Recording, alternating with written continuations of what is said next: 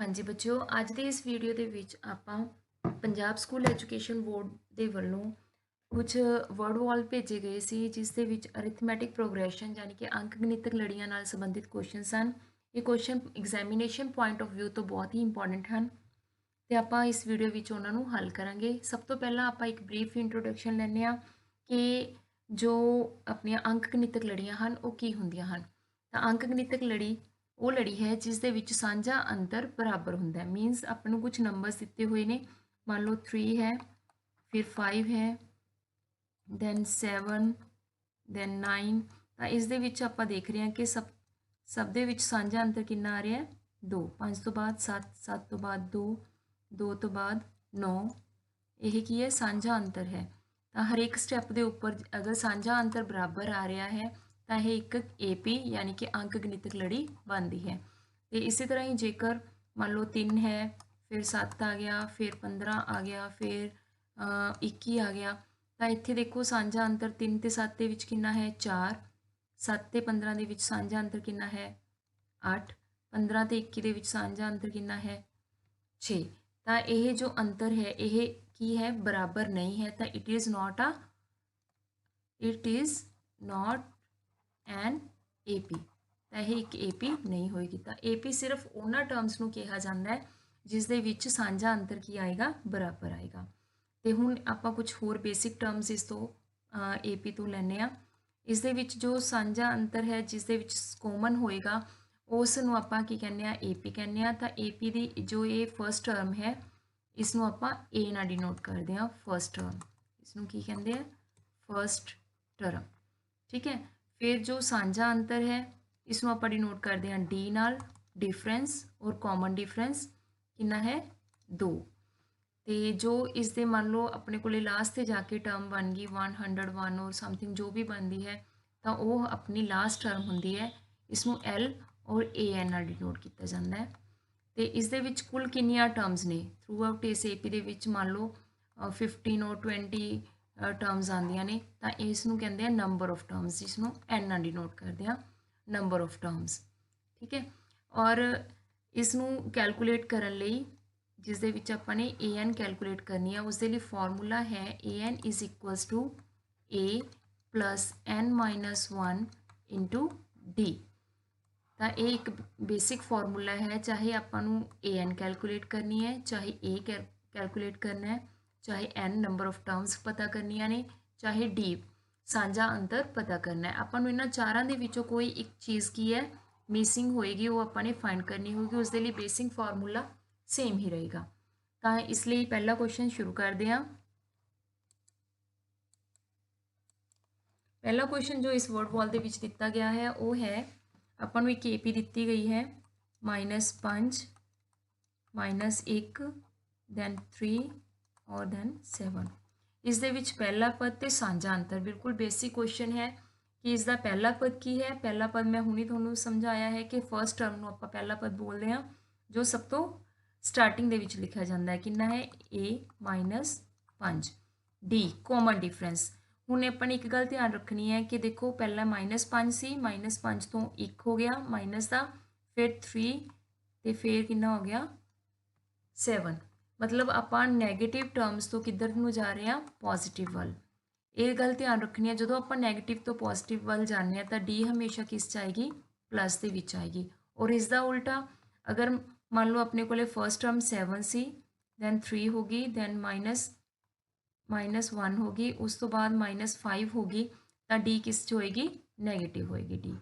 तो हुण आपां इस AP नूं लैके चलते हैं, -5 तो 1, -1 तो 3, 3 तो 7, तो जिहड़ा डिफरेंस है किन्ने दा होया, 4 का। तो आंसर कितना होएगा, प्लस ते 4। तो अपना जो आंसर है A is equals to -5 and D is equal to +4। ये अपना आंसर है। ठीक है बच्चे। तो नैक्सट क्वेश्चन जो इस ये वर्ड वॉल दे विच पूछा गया है वो है कि 30th term of the AP केड़ी AP है, 10, 7, 4। इसकी कितनी टर्म पूछी गई है, 30th टर्म अपने पता करनी है। मीनस 3वां पद पता करना है जिसकी AP है 10, 7, 4। इस तरह हुण देखो ਆਪਾਂ ਧਿਆन ਨਾਲ देखिए ਇੱਥੇ ਕੀ ਹੈ 10 ਤੇ ਫਿਰ ਕਿੰਨਾ ਹੋ ਗਿਆ 4 ਮੀਨਸ ਆਪਾਂ ਕੀ ਹੋ ਰਿਹਾ ਡਿਕਰੀਜ਼ ਹੋ ਰਿਹਾ ਨੰਬਰ ਕੀ ਹੋ ਰਹੇ ਨੇ ਡਿਕਰੀਜ਼ ਹੋ ਰਿਹਾ ਅਗਰ ਨੰਬਰ ਡਿਕਰੀਜ਼ ਹੋ ਰਿਹਾ ਮੀਨਸ ਆਪਾਂ ਕਿੱਧਰ ਨੂੰ ਜਾ ਰਹੇ ਹਾਂ ਨੈਗੇਟਿਵ ਵੱਲ ਪੋਜ਼ਿਟਿਵ ਟੂ ਕਿੱਧਰ ਜਾ ਰਹੇ ਹਾਂ ਨੈਗੇਟਿਵ ਵੱਲ ਨੂੰ ਜਾ ਰਹੇ ਹਾਂ ਤਾਂ ਡੀ ਕੀ ਆਏਗੀ ਆਪਣੀ ਨੈਗੇਟਿਵ ਆਏਗੀ ਇਹ ਆਪਾਂ ਨੂੰ ਇਸ ਦੇ ਵਿੱਚ ਪਤਾ ਹੈ ਕਿੰਨੀ ਹੈ 10 ਤੋਂ ਨੰਬਰ ਦੇ ਵਿੱਚ 7 ਦੇ ਵਿੱਚ ਕਿੰਨੇ ਦਾ ਡਿਫਰੈਂਸ ਹੈ 3 ਦਾ 7 ਤੋਂ 4 ਦੇ ਵਿੱਚ ਵੀ ਕਿੰਨੇ ਦਾ ਡਿਫਰੈਂਸ ਹੈ 3 ਦਾ ਤੇ 3 ਕੀ ਹੋਏਗਾ ਨੈਗੇਟਿਵ ਤਾਂ ਡੀ ਵੀ ਆ ਗਈ ਐਨ ਮੀਨਸ ਜਿਸ ਨਾਲ TH ਜਾਂ ਵਾਂ ਲੱਗਿਆ ਹੁੰਦਾ ਹੈ ਉਹ ਹੁੰਦਾ ਹੈ N ਕਿੰਨਵਾਂ ਪਦ ਪਤਾ ਕਰਨਾ ਹੈ ਆਪਾਂ ਨੇ ਉਹ ਹੈ ਉਸ ਦੇ ਨਾਲ ਹਮੇਸ਼ਾ TH ਜਾਂ ਵਾਂ ਲੱਗਿਆ ਹੋਏਗਾ ਮੀਨਸ N ਕਿੰਨੀ ਹੋਏਗੀ ਉਸ ਦੇ ਵਿੱਚ ਕਿੰਨੀ ਆਪਾਂ ਨੂੰ ਹੁਣ ਦਿੱਤੀ ਹੋਈ ਹੈ 30 ਤਾਂ AN ਕੈਲਕੂਲੇਟ ਕਰਨੀ ਹੈ AN ਦਾ ਫਾਰਮੂਲਾ ਕੀ ਹੈ A plus N minus 1 into D that is equals to AN ਆਪਾਂ ਨੇ ਪਤਾ ਕਰਨਾ ਹੈ A ਦੀ ਵੈਲਿਊ ਲਗਾਉਂਦੇ ਆ 10 N ਕਿੰਨੀ ਹੈ 30 ਦੇ ਵਿੱਚੋਂ ਕਿੰਨਾ ਮਾਈਨਸ ਹੋਏਗਾ 1 D ਕਿੰਨੀ ਹੈ ਮਾਈਨਸ ਦੇ 3 10 30 ਚੋਂ 1 ਮਾਈਨਸ ਕੀਤੇ 29 ਨੂੰ ਕਿਸ ਨਾਲ ਮਲਟੀਪਲਾਈ ਕਰਨਾ ਹੈ -3 ਨਾਲ ਹੁਣ ਜੋ ਬੇਸਿਕ ਜੋ ਬੱਚੇ ਮਿਸਟੇਕ ਕਰਦੇ ਆ ਉਹ ਇਹ ਹੈ ਕਿ ਬੇਟਾ 10 ਨੂੰ ਤੁਸੀਂ 29 ਨਾਲ ਐਡ ਕਰ ਦਿੰਦੇ ਹੋ ਇਹ ਬਿਲਕੁਲ ਨਹੀਂ ਕਰਨਾ ਪਹਿਲਾਂ ਆਪਾਂ ਨੇ ਬੋਰਡ ਮਾਸ ਦਾ ਰੂਲ ਅਪਲਾਈ ਕਰਨਾ ਹੈ 29 ਨੂੰ ਕਿਸ ਨਾਲ ਮਲਟੀਪਲਾਈ ਕਰਨਾ ਹੈ -3 ਨਾਲ फिर अपने एडिशन का रूल अप्लाई करना है पर 29 की -3 ना मल्टीप्लाई करांगे तो अपने को आंसर की आएगा 87 माइनस 10 इज इक्वल्स टू 77 इस दे विच आएगा माइनस दे विच तो अपन देखो दोनों ऑप्शंस दित्तियां ने प्लस से 77 भी है माइनस से 77 भी है 97 भी है और माइनस से 87 भी है तो अपने इंटीजर्स के रूल इतने जरूर फॉलो करने हैं कि प्लस माइनस हमेशा की होएगा माइनस और साइन जो है वो किसका आएगा वड्डे इंटीजर का इतने 87 की है बड़ा इंटीजर है उसके अगे की है नैगेटिव तो अपने आंसर किस च लिया है माइनस के विच ठीक है बेटा तो अपना राइट आंसर बनता है ऑप्शन नंबर 3 77 नैक्सट क्वेश्चन पर चलते हैं बच्चे नैक्सट जो क्वेश्चन है वो है कि find the number of terms in AP 7 13 19 up to 205 तो अपने को AP है 7 दैन 13 दैन 19 उस तो बाद 205 ठीक है बेटा तो इसके नंबर ऑफ टर्म्स पता करनी है नंबर ऑफ टर्म्स मीनस अपने कैलकुलेट करनी है N तो पता की अपन इस दिता होया है 7 A है जो फर्स्ट टर्म दैन D देखो फिर अब नंबर की हो रहा है इनक्रीज़ हो रहे हैं है ना नंबर इनक्रीज़ हो रहा है मीनस D किस आएगी पॉजिटिव और नैगेटिव का साइन अपने पहला ही ऐड कर लेना है तो 13 चो 7 माइनस किते 6 N कैलकुलेट करनी है और AN लास्ट टर्म जो है वो अपन दी हुई है 205 तो हम आप इतने अप्लाई करते हैं formula AN is equals to A plus N minus 1 into D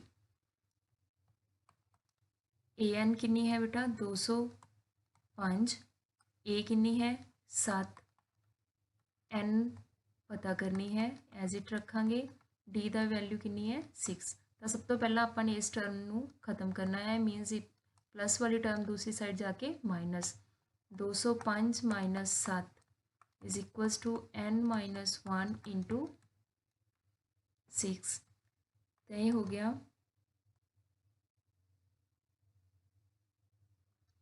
198 N minus 1 into 6 then अपने वेरीएबल मतलब चल राशि के नाल जो दूजी टर्म है उसनों खत्म करना है एक किस दे नाल है मल्टीप्लाई का ऑपोजिट डिवाइड तो दूसरी साइड पर इसमें की करांगे डिवाइड करांगे N माइनस 1 तो N minus 1 is equals to इसमें डिवाइड कर दिया 6 1 जा 6 6 3 जा 18 6 3 जा 18 33 तो N आ गया 33 प्लस 1 दैट इज़ 34 तो अपना आंसर की बन गया 34 ऑप्शन नंबर बी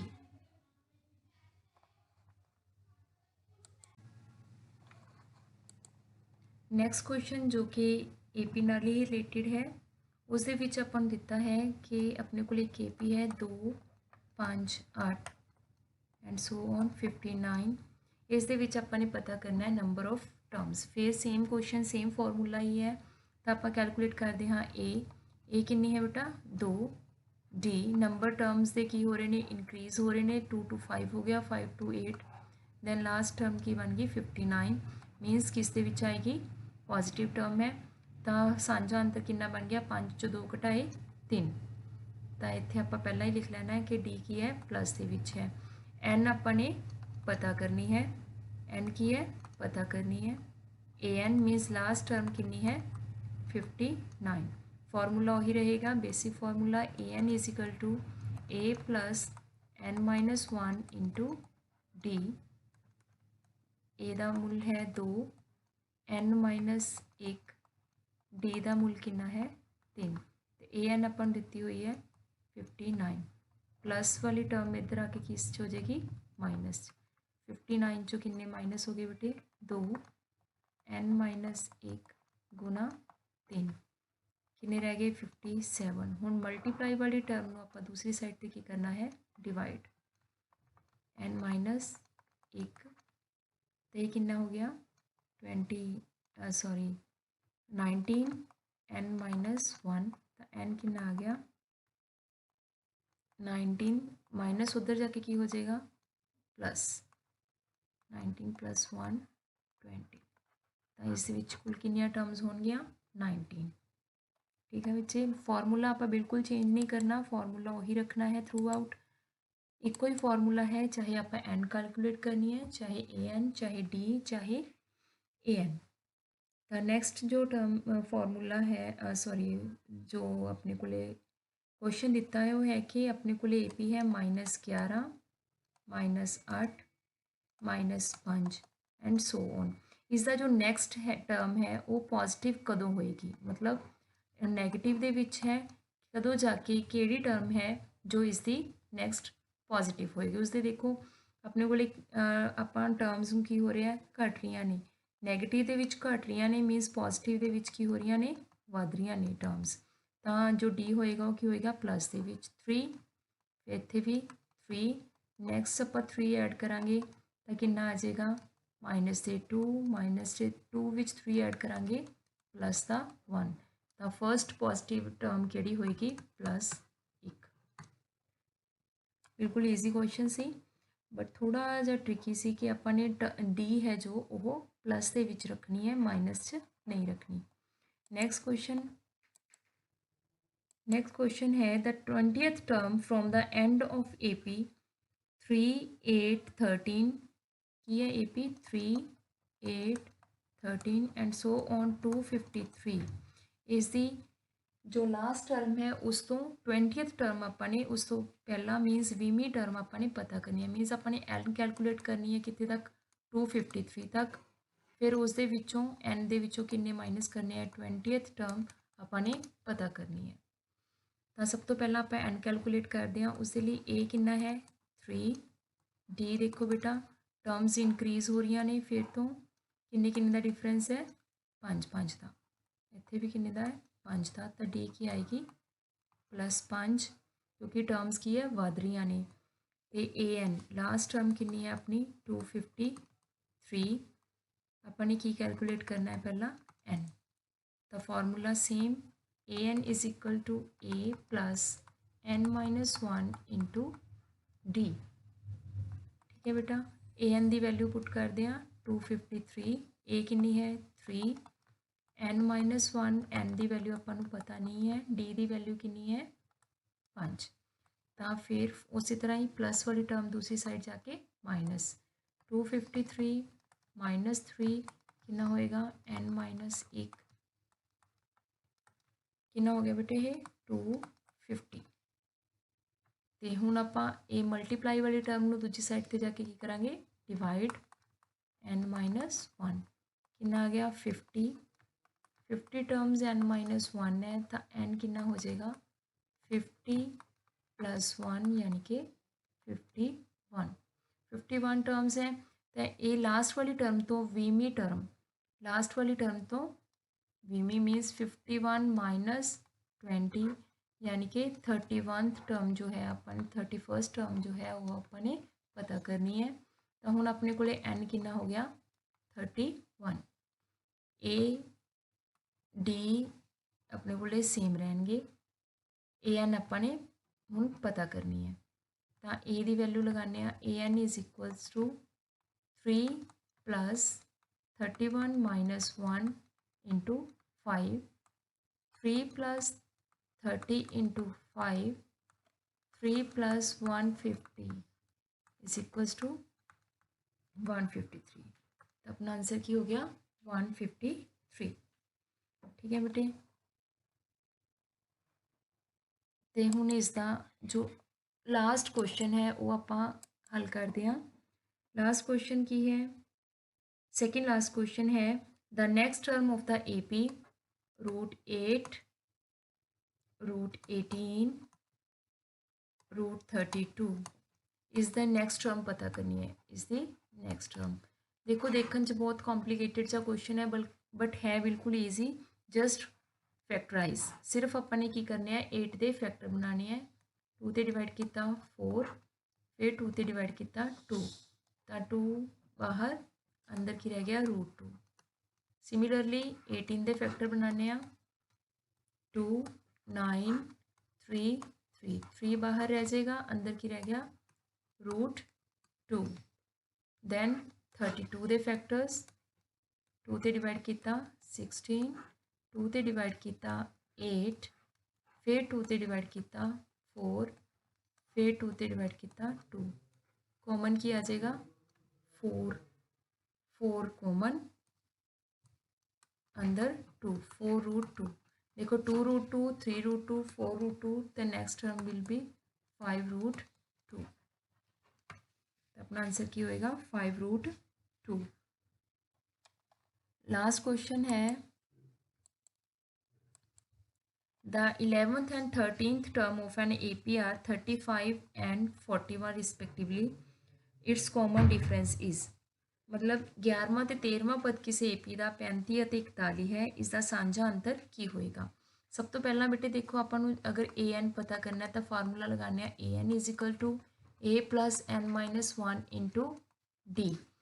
ਤਾਂ ਹੁਣ ਆਪਣੇ ਕੋਲੇ ਇੱਥੇ n ਕਿੰਨੀ ਹੈ 11 ਤਾਂ a 11 ਕਿੰਨੀ ਹੋਏਗੀ a + 11 ਚ माइनस इंटू डी यानी कि a + 10 +10d ये कितनी दी हुई है अपन 35 फर्स्ट इक्वेशन।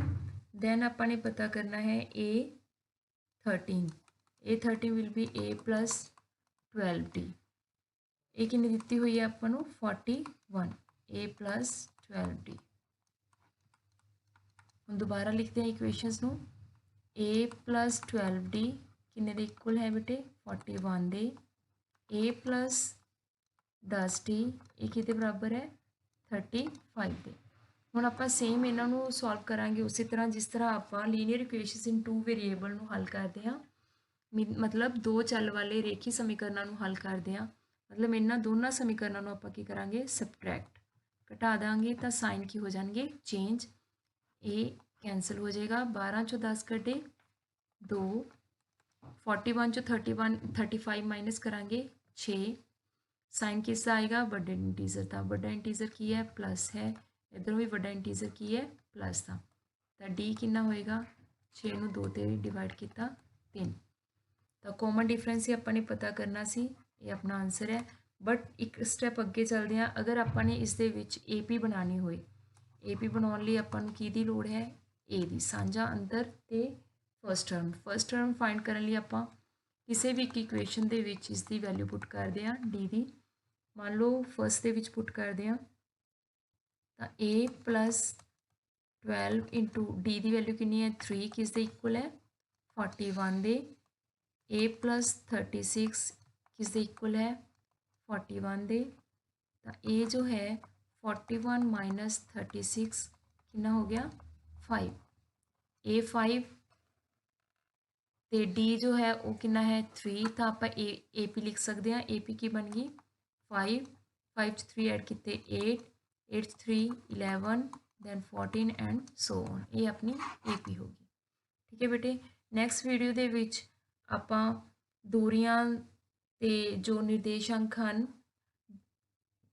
ਦੂਰੀ ਸੂਤਰ ਤੇ ਵਿਭਾਜਨ ਸੂਤਰ ਯਾਨੀ ਕਿ डिस्टेंस फॉर्मूला ਨਾਲ ਰਿਲੇਟਡ ਕੁਝ ਕੁਐਸਚਨਸ ਹੈ ਜੋ ਕਿ ਆਪਾਂ ਨੂੰ ਵਰਡ ਵਾਲ ਦੇ ਵਿੱਚ ਹੀ ਦਿੱਤੇ ਹਨ, ਉਹਨਾਂ ਨੂੰ ਸੋਲਵ ਕਰਾਂਗੇ।